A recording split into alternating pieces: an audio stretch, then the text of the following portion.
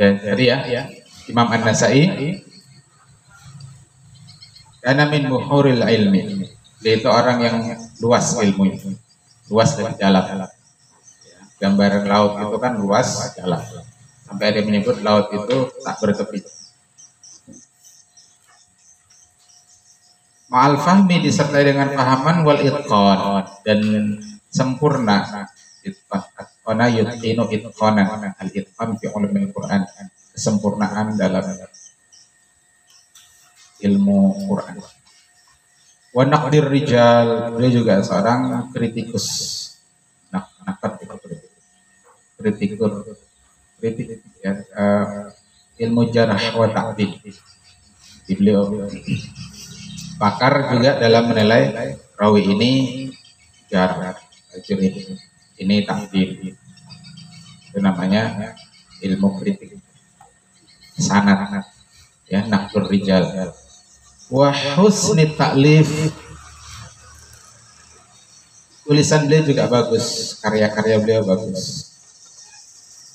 Warahala fi talabil ilmi ila Khurasan, beliau melakukan rihlah, perjalanan talabil ilmi ke Khurasan, wal Hijaz, Hijaz, wa Misra, Mesir, wal Iraq, ke Irak, wal Jazirah, wa Syam, dan juga Syam,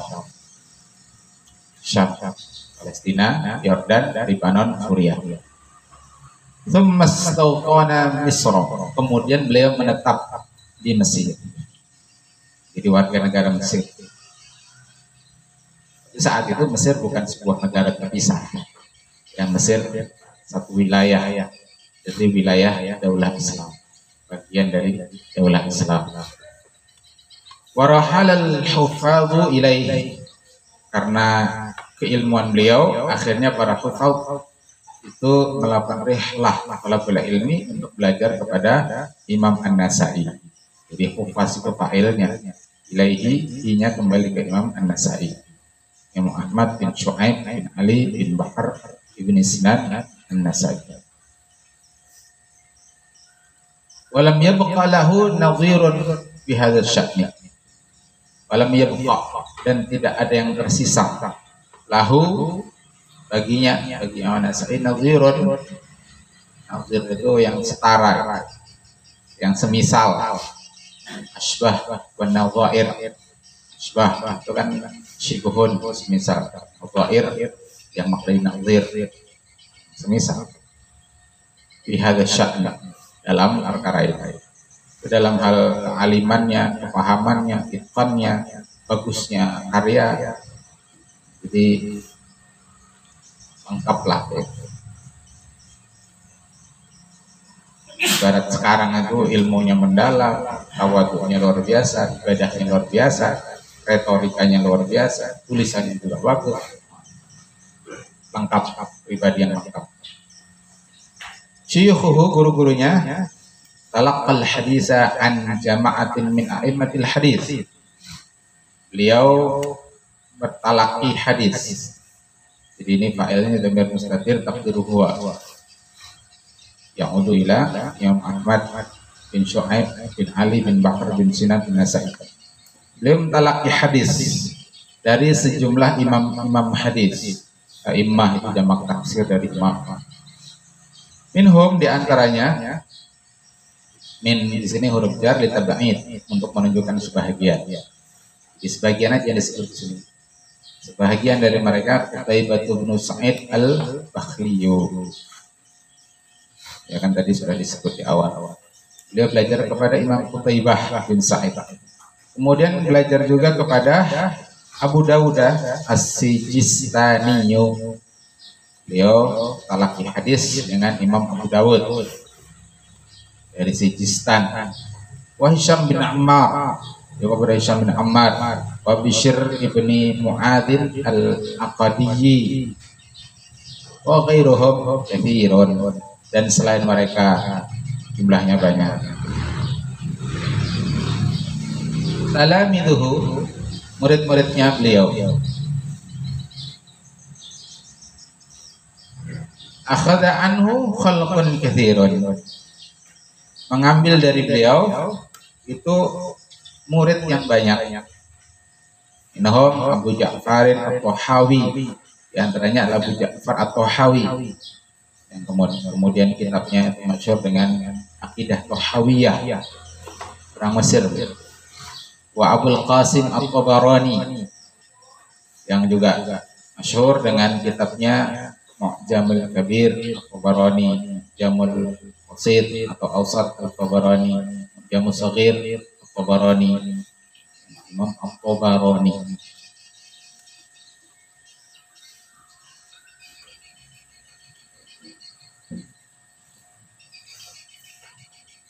Warwatu kitab sunan anhu, dan para perawi kitab sunan darinya, maksudnya dari Imam An-Nasa'i. Ini perawi kitab sunan An-Nasa'i, itu muridnya Imam An-Nasa'i. Mithlu ibni Haywa wa Abu Bakar ibni As-Sunnani wa siwahum khalqin katsir, dan selain mereka yang itu jumlahnya banyak. Itu murid-murid beliau. Fadluhu, keutamaan beliau, wa huwa ahadul a'immatil hufazil ulama'il fuqaha. Beliau adalah salah satu imam hufaz, beliau hafiz. Makanya tadi kan al-imam al-hafiz, al-ulama al-fuqaha. Dia juga salah satu ahli fikih. Kan ada orang ahli hadis tapi tidak ahli fikih. Nah, beliau ini menghimpun ahli fikih, dia ahli hadis dia. Wajtama'u ala taqdimihi wa taqdirihi. Para ulama itu ijtima', sepakat ala taqdimihi, akan terdepannya beliau, kepemimpinan beliau dalam hal ilmu, wa taqdirihi, dan kemampuan beliau. Qala Abu Hasan Ad-Daruqutni, berkata Abu Hasan Ad-Daruqutni, ini testimoni, syahadah, pengakuan dari Imam Daruqutni. Abu Abdurrahman, ya, kunyahnya dari Imam An-Nasa'i, yakni Abu Abdurrahman, muqaddamun ala kulli may yuzkaru bihadzal ilmi min ahli asrihi. Abu Abdurrahman itu muqaddamun, terdepan atas siapa saja yang disebutkan bihadzal ilmi, mengenai ilmu ini, ilmu hadis khususnya, min ahli asrihi, pada masanya. Jadi beliau ini pemimpinnya para ulama, ya. Imamul a'immah, Syekhus Syuyukh, Hafizul Hufaz, Faqihul Fuqaha. Mu'allafatuhu, karya beliau. Kalau mu'allif itu penulis, kalau mu'allafatuhu dengan menfathahkan lam, berarti itu karyanya. Isim maf'ul, kalau mu'allif isim fa'il. Lahu kutubun katsiratun fil hadis wal ilali wa ghairi dzalik. Beliau itu punya kitab yang banyak, katsiratun, kutubun katsiratun, baik itu di bidang hadis, di bidang ilal masih ada kaitannya dengan hadis, wa ghairi dzalik, dan yang lainnya. Walahu Kitabul Mujtaba, ya, beliau adalah pengarang kitab Al-Mujtaba. Mujtaba itu artinya yang terpilih. Al-Ma'ruf bisunanis sughar, yang lebih dikenal, Ma'ruf lebih dikenal dengan bisunanis sughar, dengan sunan kecil. Wasunanil kubra, dan sunan yang besar. Kubra, ya, muannas, karena sunan itu muannas. Sunan itu jamak taksir dari sunnah. Sunnah muannas, marbutah, sunan juga muannas karena dia jamak taksir. Maka karena ini tarkibnya tarkib naat, maka kaidahnya muannas, sunan muannas, kubra muannas. Sunan mu'annas, sughra mu'annas. Kalau mu'jam mudzakkar, maka pasangannya al-mu'jamul kabir, bukan al-mu'jamul kubra. Ya. Sunan al-kubra, sunan dan sughra. Mu'jamul kabir, mu'jamus shaghir. Wa kitabu ya atau ke walahu kitabun kan kedudukannya khabar apa kedudukannya mubtada muakhar, lahu mubtada muqaddam. Wa kitabu du'afa, dan juga kitab du'afa itu jamak taksir juga, kumpulan hadis dhaif wa ghairuha dan yang lain. Nubdzatun an kitabihi as-sunan, ringkasan dari kitab beliau, yakni kitab as-sunan. Allafal imamun nasaiyu kitabahu, yakni as-sunan al-kubra. Imam Nasai telah menyusun, allafa menyusun, telah menyusun akan Imam An-Nasai kitabahu, kitab beliau yang berjudul as-sunan al-kubra.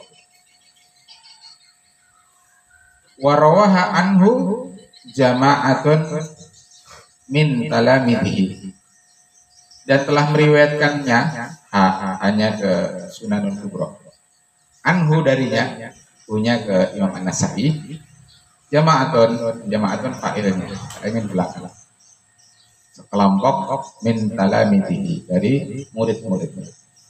Talamid itu jamak taksir, bentuknya sirah mutahal jumu', ikut wazan mafa'il, ya, mufradnya tilmid.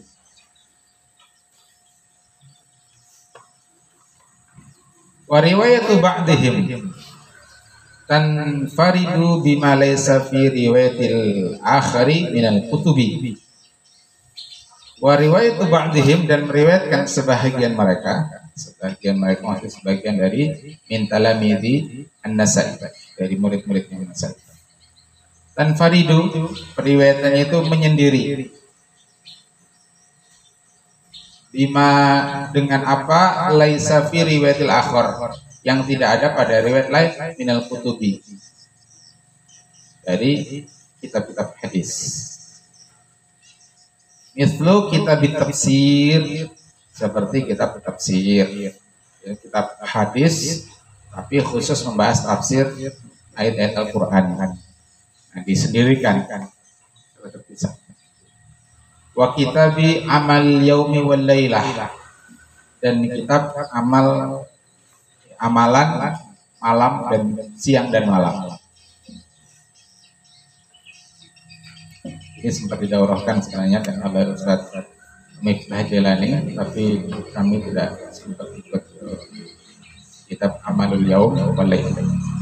Tsumma An-Nasai min Sunanil Kubra, kemudian Imam An-Nasai ikhtisar, meringkas, yakhtasiru ikhtisaran, bahwa mukhtasirun wa dzakar mukhtasarun. Mukhtasar jiddan itu artinya sesuatu yang diringkas, dan jiddah sangat ringkas.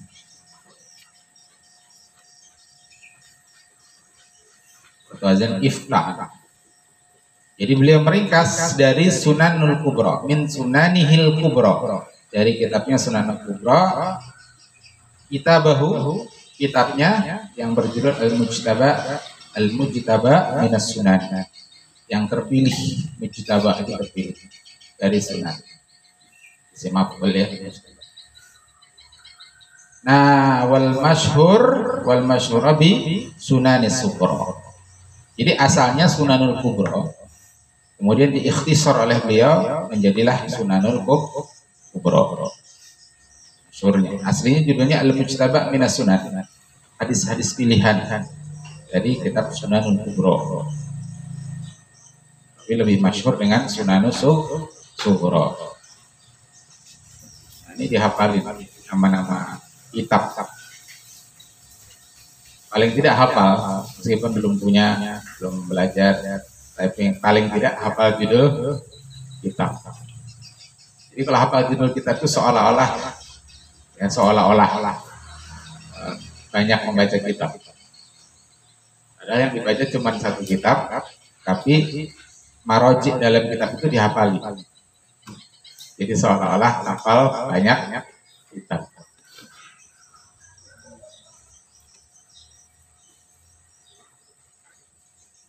Ma'aba'di ziyadati fihi amma fil kubra lakinna ziyadatil kubra alal mujtaba wal akthar. Ma'aba'di ziyadat disertai dengan sebahagian tambahan fihi padanya, pada sunanul sughra atau al mujtaba minas sunan tadi, tambahan diringkas tapi ditambahi gitu. Diringkas dari sunanul kubra tapi kemudian ditambahi, ada ziyadah. Ihi amma fil kubra. Lakin akan tapi ziyadatil kubra, akan tapi lebihnya dari al kubra al mujtaba atas kitab mujtaba atau sunanul kubra itu yal aksar, itu lebih banyak. Jadi masih lebih banyak sunanul kubra atas sunanul sughra. Sesuai namanya lah, kalau kubra kan besar, sughra kecil. Jadi kalau perutnya besar, berarti lemaknya lebih banyak daripada yang perutnya kecil.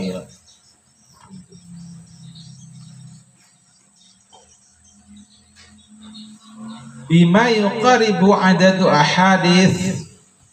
ahaditsil mujtaba, dengan apa yang mendekati qaribu adadu hadis, jumlah hadis mujtaba pada mujtaba. Maksudnya aksarnya sunanul kubra, ya, banyaknya sunanul kubra itu hampir sama dengan jumlah hadis pada mujtaba. Artinya apa? Mujtaba itu separuhnya, dengan separuhnya dari sunanul kubra.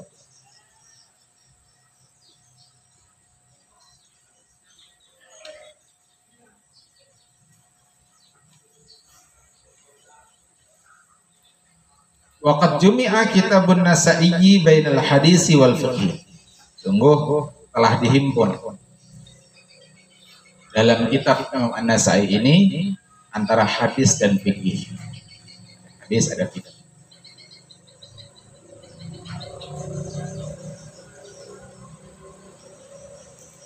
Qala al-Hakimu, berkata Imam Al-Hakim, kalamun Nasa'i ala fiqhil hadisi katsirun. Kalamnya Imam Nasa'i atas fikih hadis itu banyak. Wa man nazara fi sunanihi tahayyara fi husni kalamihi. Dan siapa yang meneliti, mengkaji, man nazara fi sunanihi, pada karyanya Imam An-Nasa'i, kitab Sunan Kubra maupun Sughra, tahayyara fi husni kalamihi, maka dia akan bingung. Bingung di sini bermakna takjub. Fi husni kalamihi, mengenai bagusnya kalam beliau. Masya Allah, luar biasa. Nah, gitu. Bravo. Takjub, bingung, kok bisa ya? Gitu. Bingung tapi bermakna yang baik. Karena syartuhu fir rijali yuqaribu fi jumlatihi syartul Bukhari wa Muslimin. Dan adalah syarat yang ditetapkan oleh Imam An-Nasa'i fir rijal, dalam hal para perawi hadis itu mendekati, yuqaribu, mendekati fi jumlatihi secara umum syaratul Bukhari wa Muslimin, syarat yang ditetapkan oleh Imam Bukhari dan Muslim. Artinya ketat, meskipun tidak seketat Imam Bukhari dan Muslim. Kalimatnya kan yuqaribu fi jumlatihi, mendekati secara umum. Jadi semakin ketat syarat berarti semakin sahih hadis itu. Ya, semakin ketat syarat semakin sahih. Semakin ketat syarat berarti semakin sehat. Sama kalau pondok itu syaratnya ketat benar, harus sudah hafal 5 juz. Tidak ada kebutuhan khusus baik secara fisik maupun psikis. Dan itu dibuktikan berdasarkan tes psikologi. Nah, itu makin banyak syarat, makin ketat, maka semakin tersaring, semakin terseleksi santri yang masuk. Itu bagus-bagus semua. Cuma kalau yang bagus-bagus saja yang masuk, mohon maaf ada kutip. Kalau yang dianggap kurang bagus, lalu siapa yang ngurus? Itu kan? Jadi kita harus bersabar dengan kalau mungkin ada teman kita yang tidak sesuai dengan harapan kita, ada teman kita yang tidak seperti kita. Yang pertama kita bersyukur kita tidak seperti dia. Yang pertama kita bersyukur misalkan punya orang tua yang tidak berpenghubung. Ternyata ada santri yang orang tuanya berpenghubung. Masing-masing kawin, alhamdulillah orang tua kita akur, sakinah, mawaddah, warahmah. Sehingga tidak terjadi, kan pasti ada dampak dari perceraian yang perilaku, sikap. Alhamdulillah orang tua kita tidak. Nah itu memandang dulu ke kita, alhamdulillah. Yang kedua, ya kita berupaya untuk berempati,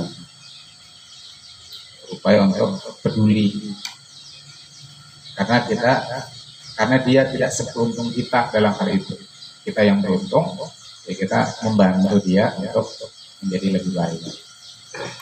Gitu ya. Teorinya begitu. Teori. Mudah diucapkan, sulit diamalkan. Makanya memang din ini ilmu dan amal. Ada cerita itu viral di sosial media. Karena antum nggak pegang sosmed, jadi saya cerita itu. Ada syekh di Palestina, namanya Syekh Izzuddin Al-Qasam, yang kemudian jadi nama senjatanya Hamas, namanya Al-Qasam. Apa kata beliau?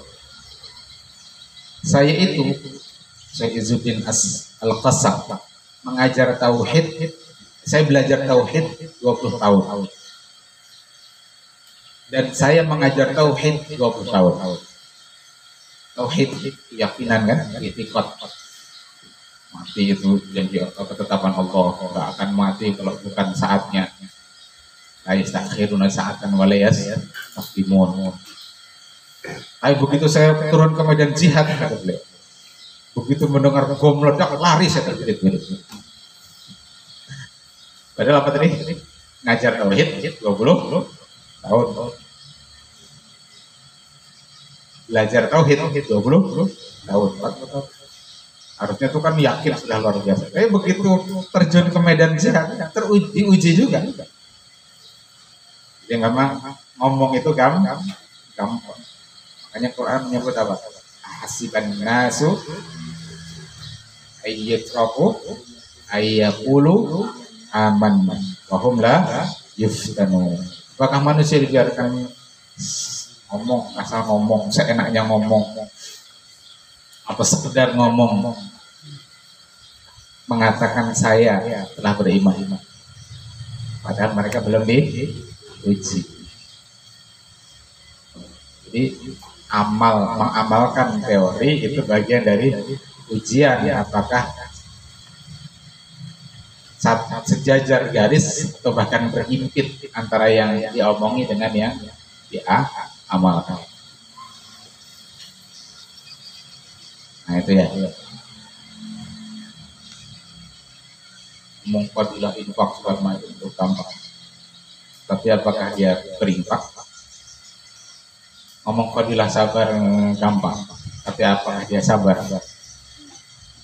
Nah, padahal dengan apa yang dialami itu sesungguhnya sebuah pelajaran yang lebih berharga daripada mungkin pelajaran puluhan tahun itu. Bagi Syekh Izzuddin Al-Qasam terjun ke medan jihad itu pelajaran yang berharga, lebih berharga mungkin daripada 40 tahun beliau belajar dan mengajar tauhid.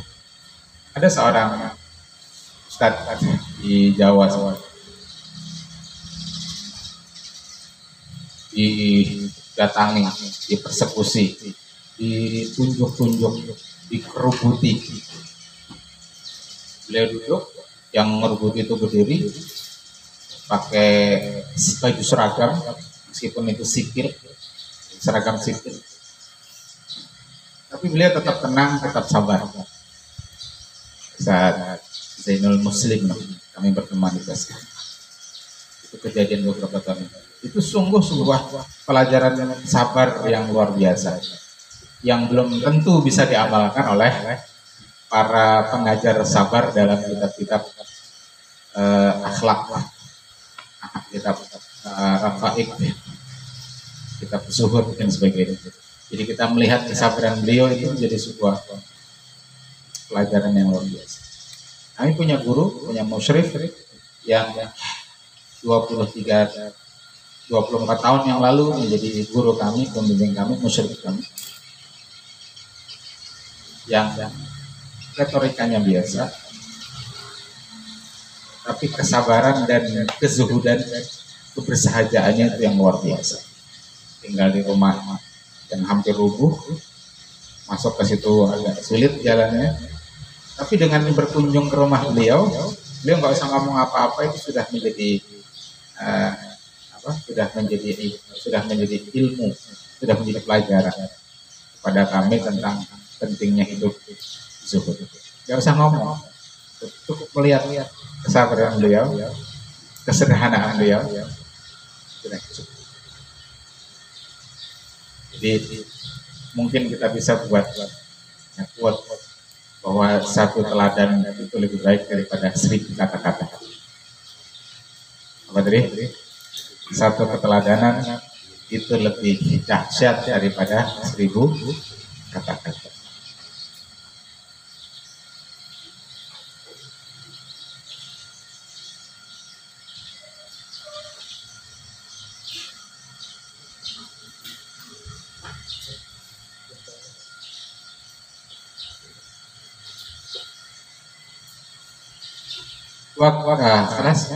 Wa balagat ahaditsul kitab, dan hadis-hadis pada kitab Sunanul Kubra bin Nasai ini balagat mencapai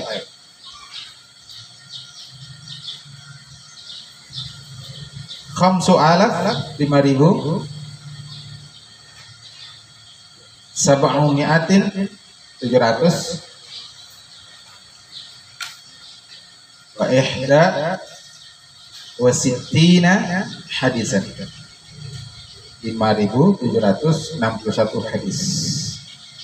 Wafatnya Imam An-Nasai. Qila mata bi Makkah, dikatakan beliau wafat di Makkah. Kalau kalimatnya itu qila, itu menunjukkan marjuh, lemah.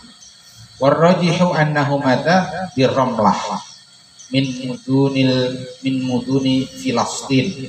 Ada yang bacanya Palestina, ada yang baca Filastin. Di Ramalah, di Ramalah. Jadi ada satu tempat di Palestina itu namanya Ramalah. Min mudun.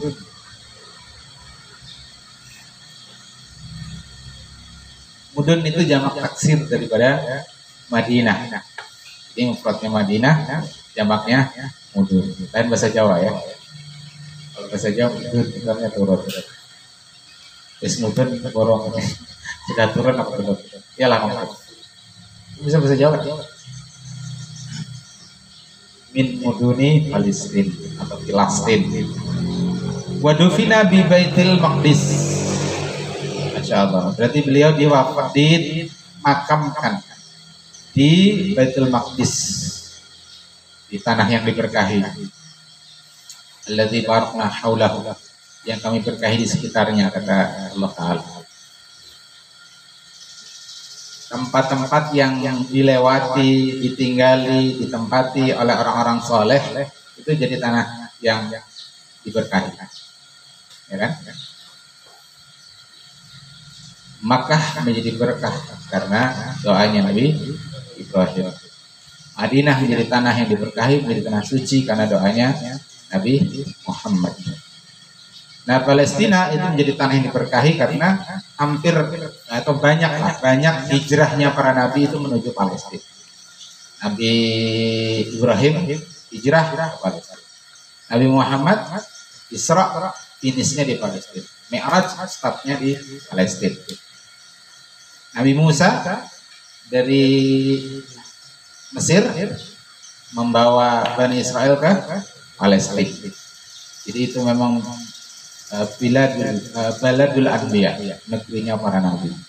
Dan nabi adalah orang-orang saleh, orang-orang yang dekat dengan Allah, martabatnya satu tingkat di bawah Allah. Manusia paling tinggi martabatnya. Nah, jadi tempat-tempat yang pernah ditinggali oleh orang-orang saleh itu menjadi tempat yang kemudian diberkahi sesuai dengan tingkat-tingkat kesolehannya. Sanata salasin wa salasimi'atin, di tahun 303 Hijriah. Wa huwa madfunun biha ba'da an asha. Kalau versi kitab ini berarti bacanya an asha tis'un wa samanuna aman. Beliau dimakamkan madfun setelah beliau hidup sampai usia 89 tahun. Rahimahullahu ta'ala Abu Abdurrahman Ahmad bin Shu'aib bin Ali bin Bahr bin Sinan Tirmidzi.